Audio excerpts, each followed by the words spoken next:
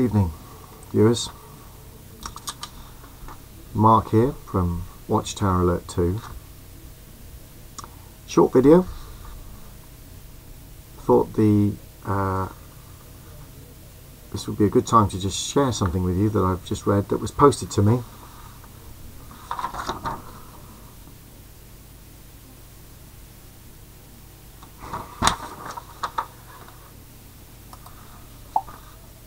Tall Bodies of Elders. Reference: Spiral Binding of Shepherding Textbook. Dear brothers, since the release of the new Shepherding textbook, several elders have asked about the possibility of having their textbook spiral bound. There is no objection if an elder personally spiral binds or laminates his own textbook, or does so for other elders. This is where it gets interesting, and I'm deeply troubled.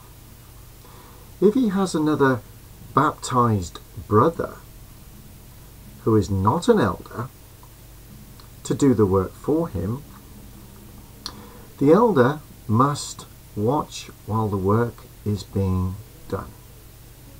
I'll repeat that bit again. The elder must watch while the work is being done.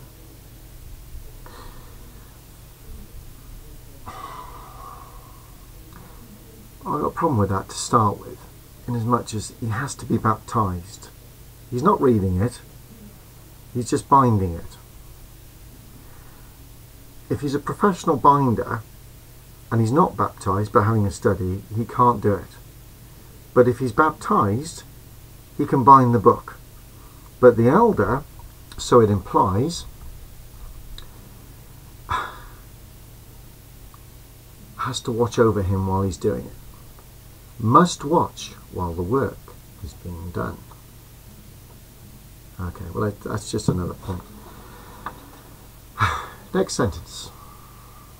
Outside companies,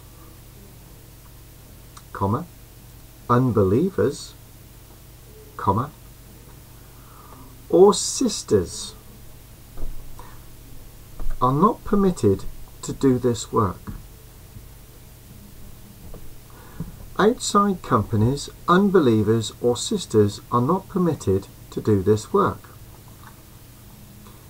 The material in the book is confidential, comma, and confidentiality must be preserved. Okay, let's just look at that for a second.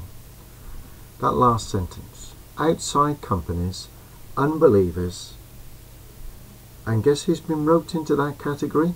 Yes, you sisters. You're not permitted to do the work. Imagine that you are a professional binder. You are maybe a full-time pioneer working part-time. You can't bind this book even with an elder stood there watching you. And the reason you can't do that work and contribute to the theocracy of this book is because you're a woman. You are a woman. They then go on to say that the material in the book is confidential, and confidentiality must be preserved. What are they implying by that? Sisters are not permitted to do this work. Confidentiality must be preserved. Are they saying that you can't be trusted? Is that what they're implying? You can have a man do it as long as he's baptized and you've got an elder watching him, but sisters, no. You're not permitted, it says, to do the work because you're a woman.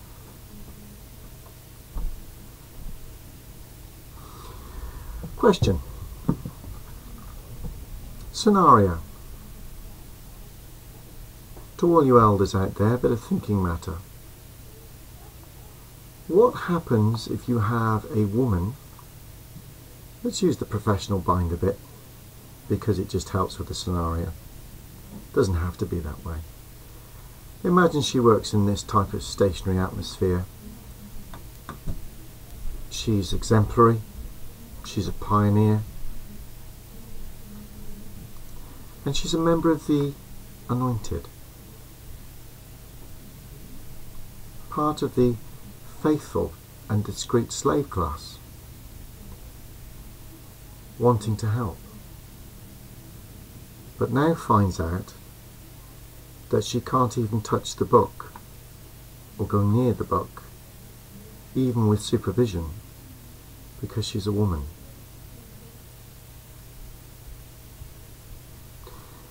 You can't write this stuff, can you? I believe from the experiences that we've seen with regards to the treatment of women in this organisation, that this is the tip of the iceberg.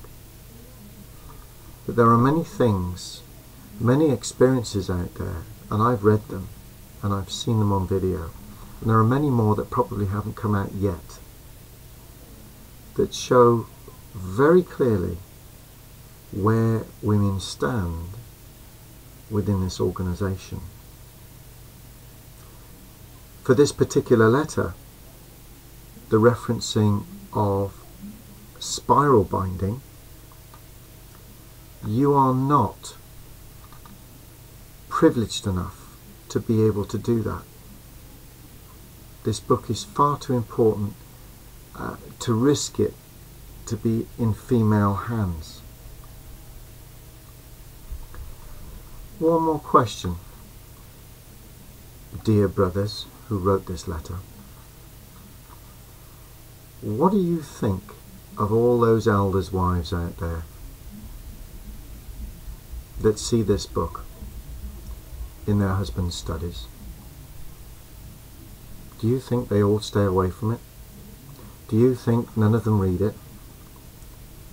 Are you convinced of that? Do you realise by this letter coming out exactly, once again, what damage you're causing? I'm here to expose it, and so are many others. You are a disgrace. How dare you treat women in such a way as to think they couldn't even be trusted to bind a book because of their gender? How dare you do that to them? It is shocking beyond belief. How do you think Jesus Christ would view that? I'm embarrassed to think that I was once a Jehovah's Witness. I really am. How dare you do that to women?